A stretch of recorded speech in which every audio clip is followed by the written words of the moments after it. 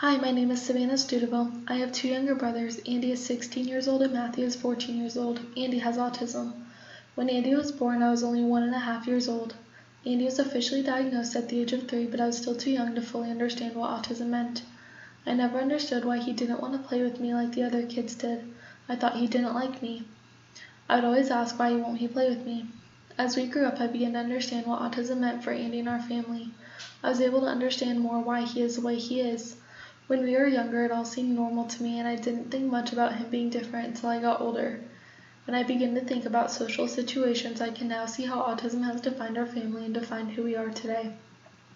I don't think of Andy having autism as anything negative. I think of it as a positive blessing that God has given to us.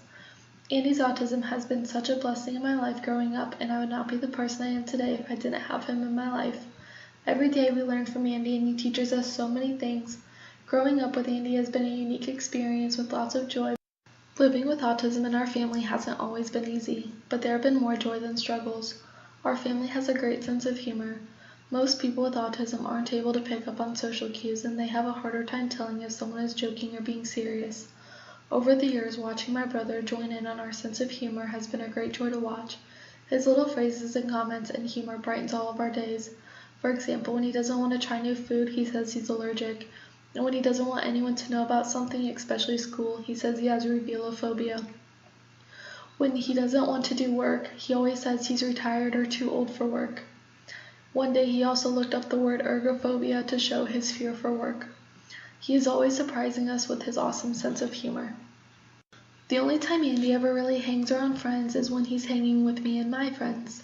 I will always get asked to hang out with my friends and do things, and I'm able to easily communicate with them. He struggles with communication, so he doesn't have those friendships. So many people, especially my friends, are super nice to him, but he doesn't have the friendships where anyone will invite him to hang out. For us, we take it for granted that we can hang out with friends and that we can enjoy their friendship, but he doesn't have that connection.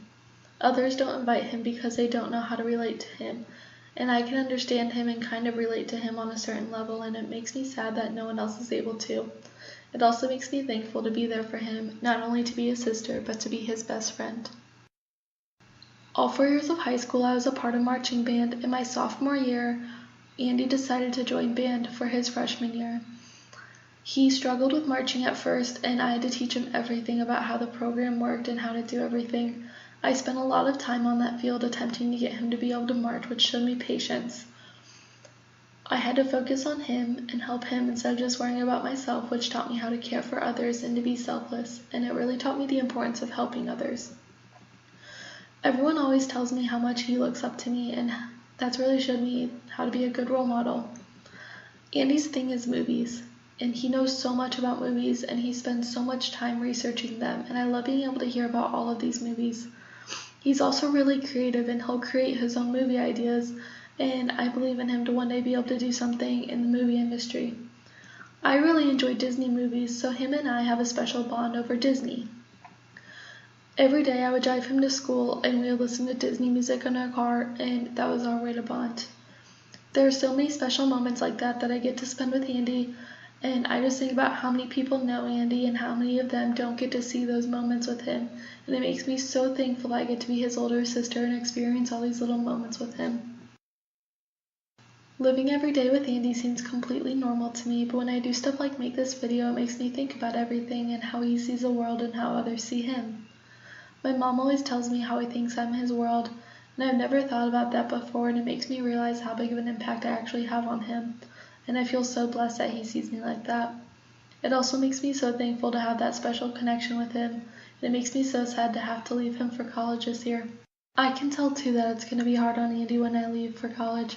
Every time I talk about it, he tells me how he'll be depressed.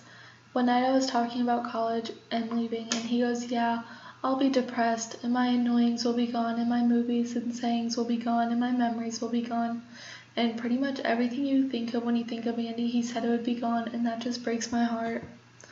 Andy has been such a blessing in my life, and he's taught me so many things, and I wouldn't be the person I am today if I didn't have him in my life.